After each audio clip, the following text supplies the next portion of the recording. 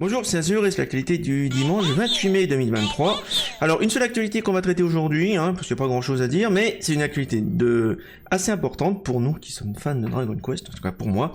On a des nouvelles enfin d'Infinity Strash Dragon Quest, l'aventure de Dai, qui est tirée du manga et de l'animé correspondant. Souvenez-vous, on avait vu des premières images en 2022 du jeu de Square Enix, c'était pas brillant du tout. Le développement avait été repoussé, rebooté. Et visiblement maintenant on a une date de sortie mondiale. Ce qui est assez étonnant, c'est déjà qu'on a une sortie sur Xbox Series qui n'était pas prévue au départ. Et on a une date, le 28 septembre 2023.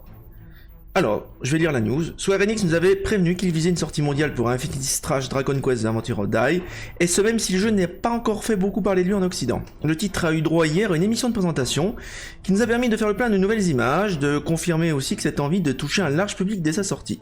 Et justement, on sait maintenant quand on pourra poser les mains sur le jeu. Donc voilà, là on a visiblement un peu plus d'artwork, puis on a même une présentation des personnages, et on a un nouveau trailer qu'on va regarder. L'éditeur voulait sortir son jeu à l'automne, et c'est donc le 28 septembre prochain qu'Infinity Strash Dragon Quest Adventure of Dai sera disponible chez nous et partout dans le monde.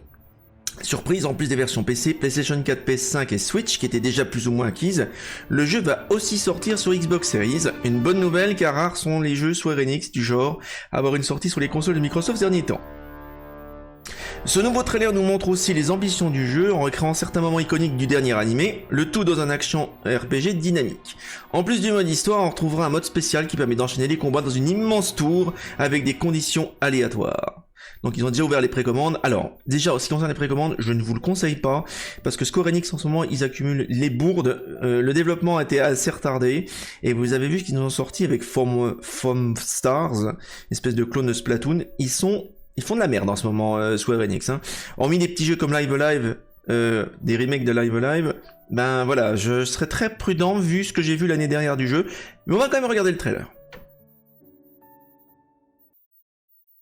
Allez, c'est parti. Long ago, when the gods first created this world, the gods of dragons, darklings, and humans convened and came to an agreement. To create a being with the strength of dragons, the magic power of darklings, and the heart. En fait, ils ont créé une super bestiole qui avait tous les pouvoirs de toutes les plus grosses bestioles du monde. Le chevalier dragon. Alors, ce qui est marrant, c'est que dans Dragon Quest 1, qu'on va continuer aujourd'hui, on affronte le Dragon Lord. Donc, vous voyez, l'ADN du jeu de base, elle est encore là.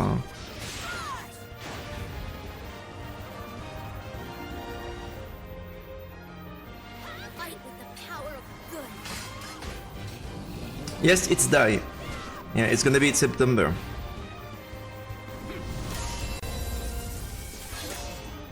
Donc les images qu'on voit, c'est la version PC PlayStation 5, a priori.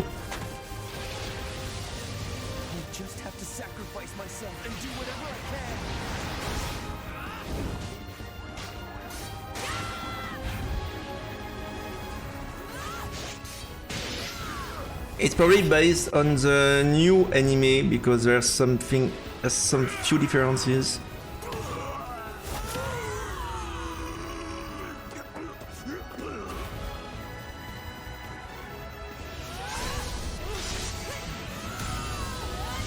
Bon, attendons de voir quand même le résultat final.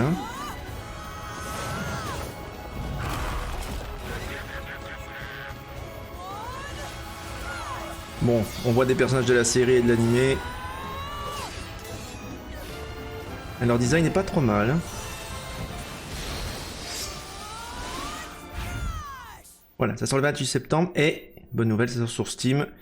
Bon, il y a des précommandes, je ne vous conseille pas. Salut Tariou, bienvenue. Bon bah voilà, c'est tout pour aujourd'hui.